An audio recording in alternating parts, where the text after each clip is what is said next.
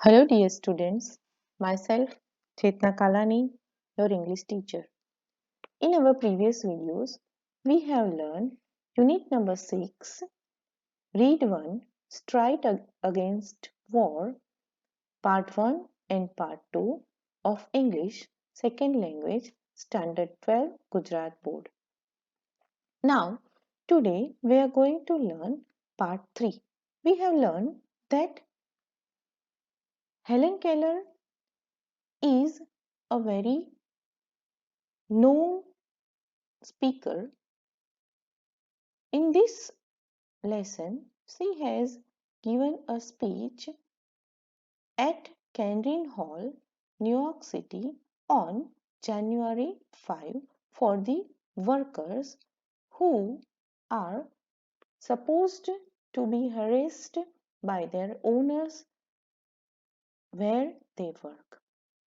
આપણે જોયું કે હેલેન કેલરે એમના જે વર્કર્સ હતા એમને સમજાવવાનો પ્રયત્ન કર્યો, કારીગરો માટે, કામદારો માટે, મજૂરો માટે સમજાવવાનો પ્રયત્ન કર્યો કે આપણે ત્યાં સુધી મુક્ત નથી જ્યાં સુધી આ કાયદાઓ ઘડનારાઓ અને તેને અમલ કરાવનારાઓ બીજા કોઈના હિતમાં નહીં પરંતુ પોતાના જ હિતને પ્રાધાન્ય આપે છે. મતદાન પદ્ધતિ કોઈ સ્વતંત્ર માનવીને પગાર માટે કામ કરતો ગુલામ ન જ બનાવી શકે. આ વિશ્વમાં ક્યારેય કોઈ સાચા અર્થમાં સ્વાધીન અને લોકશાહીપૂર્ણ હોય એવો કોઈ દેશ જ નથી.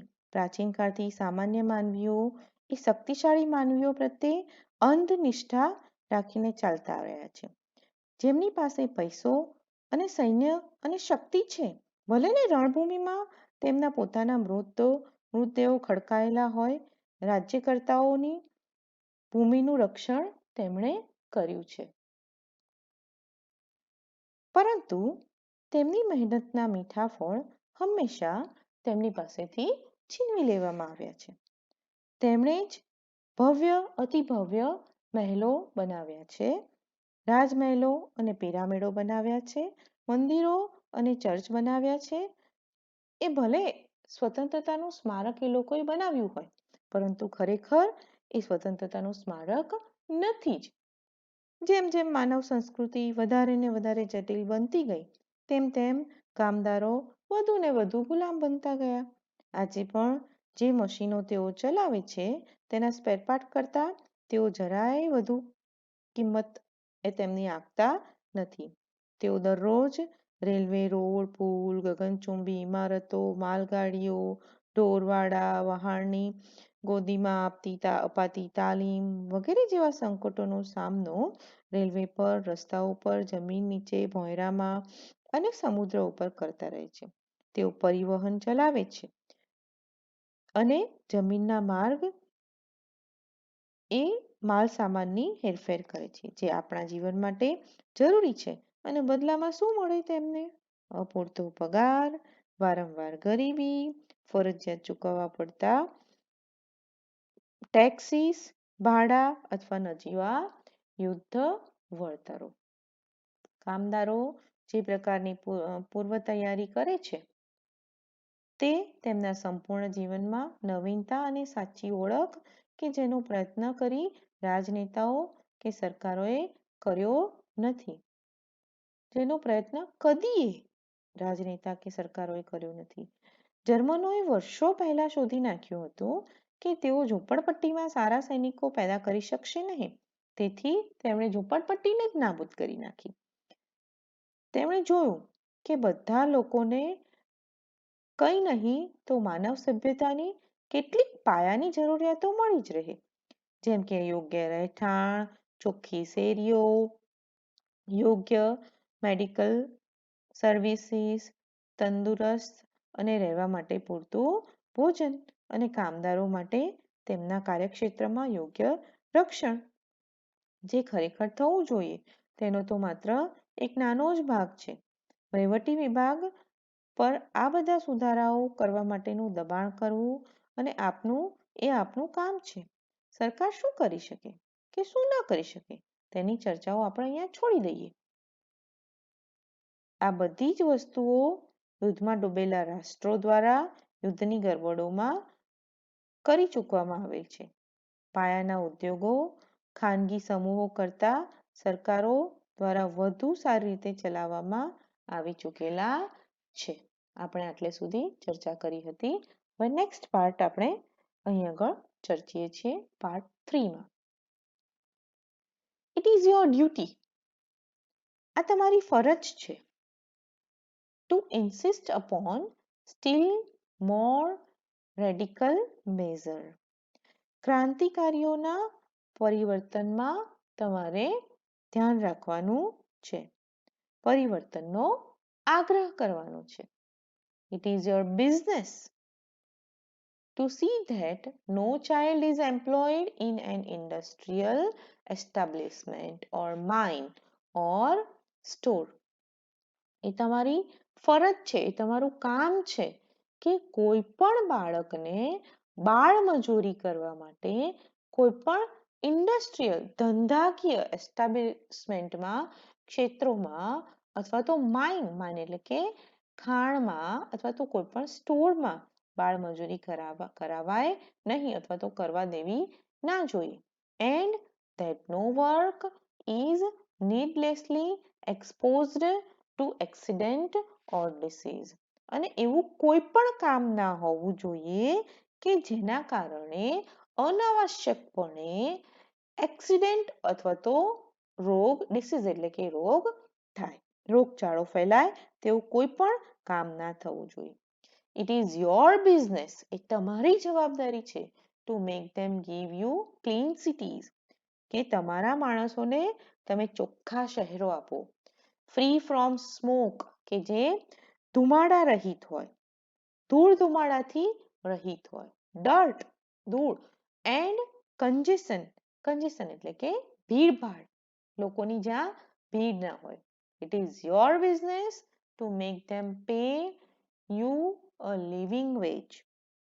એ તમારી ફરજ છે કે એ લોકોના હાથમાં એમને યોગ્ય લિવિંગ વેજ, યોગ્ય રીતે જીવી શકાય તેટલું એમને વળતર પ્રાપ્ત થાય.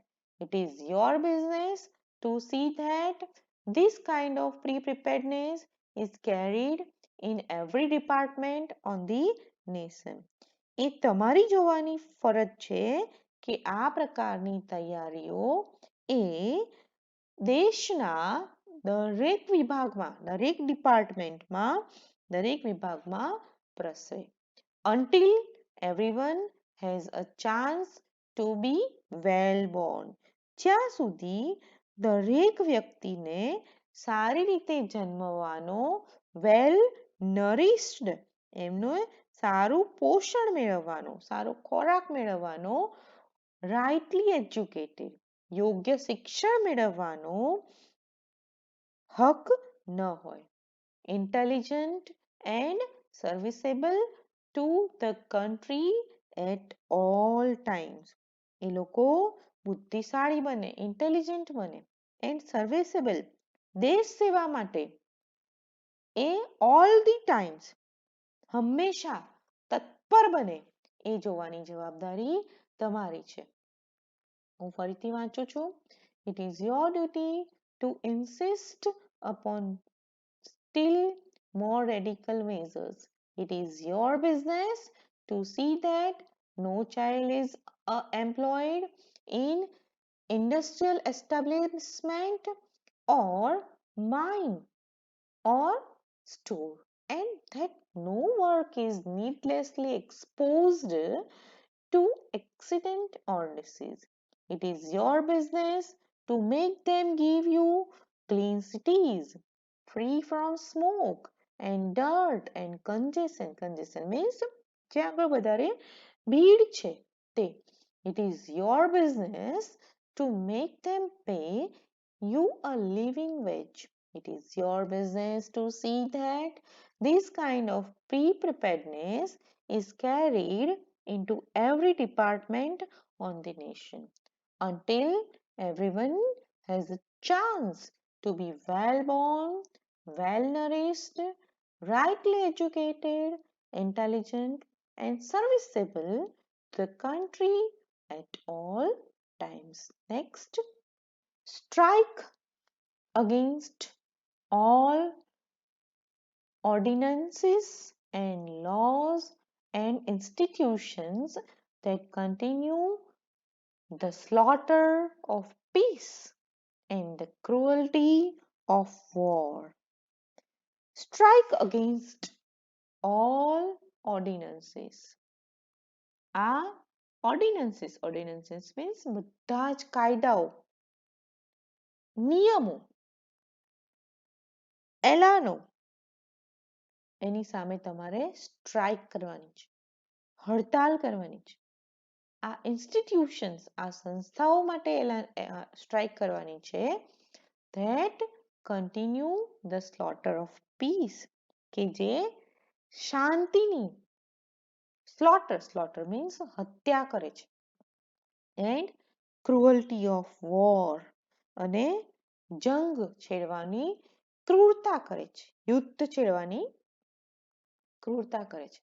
સ્ટ્રાઇક અગેન્સ્ટ વોર, એ યુદ્ધની સામે હડતાલ કરો, એ યુદ્ધની સામે જંગ કરો. For without you no battles can be fought. કેમ? કારણ કે તમારા વગર તો કોઈ યુદ્ધ લડી શકાવાનું નથી.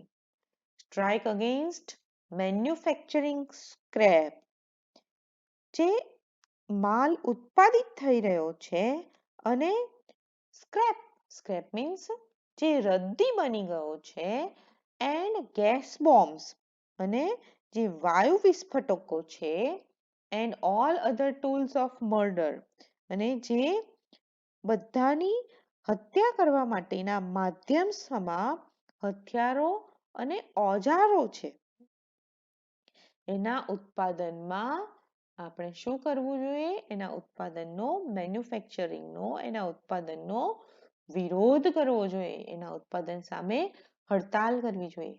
Strike against pre-preparedness, that means death and misery to millions of human beings. Strike against pre-preparedness, આવી પૂર્વ તૈયારી સામે હડતાલ પર ઉતરો, જેનો અર્થ મોત અને લાખો માનવીઓની ગરીબીમાં પરિણમતો હોય છે. Be not dumb, મૂક બનશો નહીં. Obedient slaves, ચૂપચાપ માનનારા, સવાલ ન પૂછનારા, ગુલામ બનશો નહીં.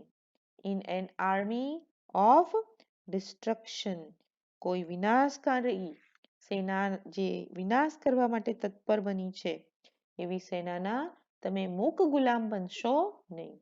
Be heroes in an army of construction. Construction એટલે કે રચનાત્મક વિકાસના તમે હીરોઝ બનો, નાયક બનો, એવું અહીં આગળ હેલેન કેલરે સમજાવવાનો પ્રયત્ન કર્યો છે. I'm reading this again. Strike against all ordinances and laws and institutions that continue the slaughter of peace and the cruelty of war. Strike against war, for without you no battles can be fought. Strike against manufacturing scrap and gas bombs and all other tools of murder. Strike against pre-preparedness, that means death and misery to millions of human beings. Be not dumb, obedient slaves in an army of destruction. Be heroes in an army of construction. So, we have learned a very interesting lesson, a speech which was given by Helen Keller, who was blind and deaf, even though she studied so many languages and gave the ideas how to live, how to strike against the weaknesses of the nation. So this is a very interesting lesson of Helen Keller, who gave a speech for the workers of the lesson. Read it well, try to learn it. In our next lesson, we are going to discuss the exercise of this lesson. Till then, have a nice time. Goodbye. Thank you so much.